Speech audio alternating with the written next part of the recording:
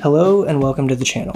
Today I want to switch gears a little bit, and instead of talking about how to play guitar, I want to talk about things not to do when you're learning to play guitar, because there are a few things that beginners do while they're learning, and if they do these, it can severely slow down your progress. In fact, the last mistake that we're going to be talking about today is so bad that I have turned away students for it, and I will continue to turn away students until they get it fixed. So let's dive in.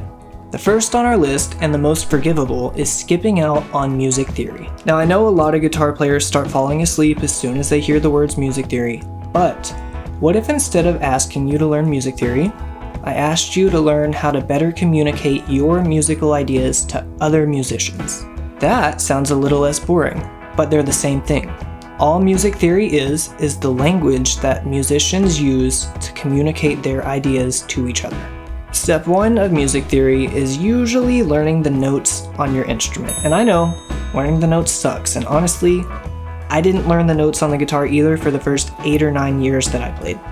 But stop and consider, every other musician that plays a pitched instrument has to learn their notes. For a trumpet player or a saxophone player, learning the notes is the bare minimum of playing their instrument. In fact, when I was in school, an entire year of percussion class was spent learning how to find the notes and play them on the xylophone.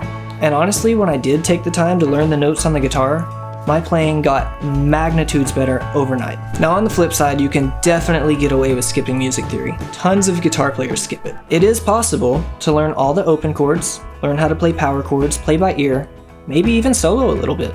But learning music theory is literally like being handed cheat codes to music. At least that's been the experience for me and all of my students that took the time to learn it. Music theory doesn't just encompass notes and chords though, it also includes rhythms, beats, and timing, which brings us to our second most common mistake, ignoring rhythm and timing. This one isn't quite as overlookable as the first one. Like, imagine a drummer who can't keep a beat, or a bass player who can't play in time. They'd get fired pretty quick, and that goes for guitar players too.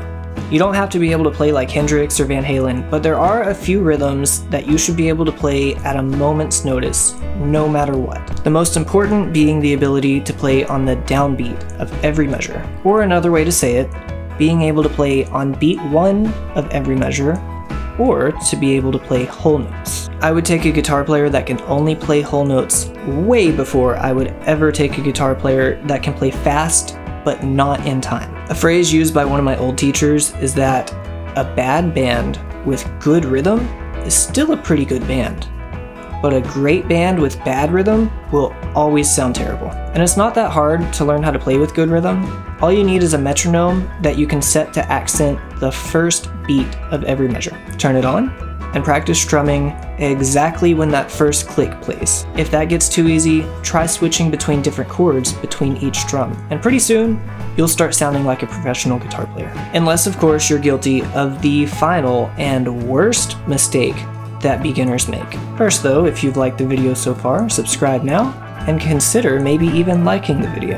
And if you're familiar with any mistakes that I haven't mentioned yet, leave them in the comments to help other beginner guitar players learn from it. Anyways, the third, final, and worst mistake that a beginner guitar player or any guitar player can make is playing on a poor quality instrument. And I don't mean a cheap Fender or Yamaha guitar, I mean the kind of guitar that you would pick up at Walmart or Sam's or Target or Costco for like $50. Oftentimes these guitars will have some big artist on the front of the box, but do not be fooled. Those artists are not playing the guitar that's in that box. These things are mass produced, they're made as cheaply as possible, and they cut every single corner that they can. Rarely, if ever, can you get them tuned, and if you do get them tuned, it'll be very uncomfortable to play, and the ones that I've heard kind of sound like a cereal box with strings on it. Also, when it breaks, which it probably will, most instrument stores aren't going to touch it.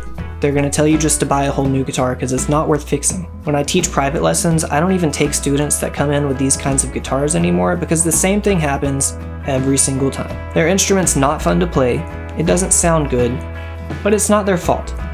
But they don't know that. They think it's their fault, so they get discouraged and they quit, even though it was the instrument, not them. Now, I'm not saying you need to go spend thousands of dollars on a new instrument because you can usually find a pretty decent one for around $100 or $200. Actually, I picked up this Yamaha used from a Guitar Center for $100.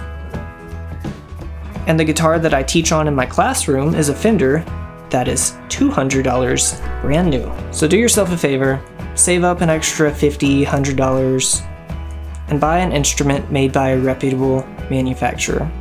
If you don't know what to get, you can almost never go wrong with Yamaha or Fender. Or you could go to a local music store and one of their salespeople would be more than happy to help you find an instrument that fits you. If I missed anything, leave it in the comments and I will personally reply to the first 5 comments left. And if you're serious about learning how to play guitar and growing as a musician, hit the subscribe button so you see future videos. Until then, check out this video. Or maybe on this side. Check out the video. See ya!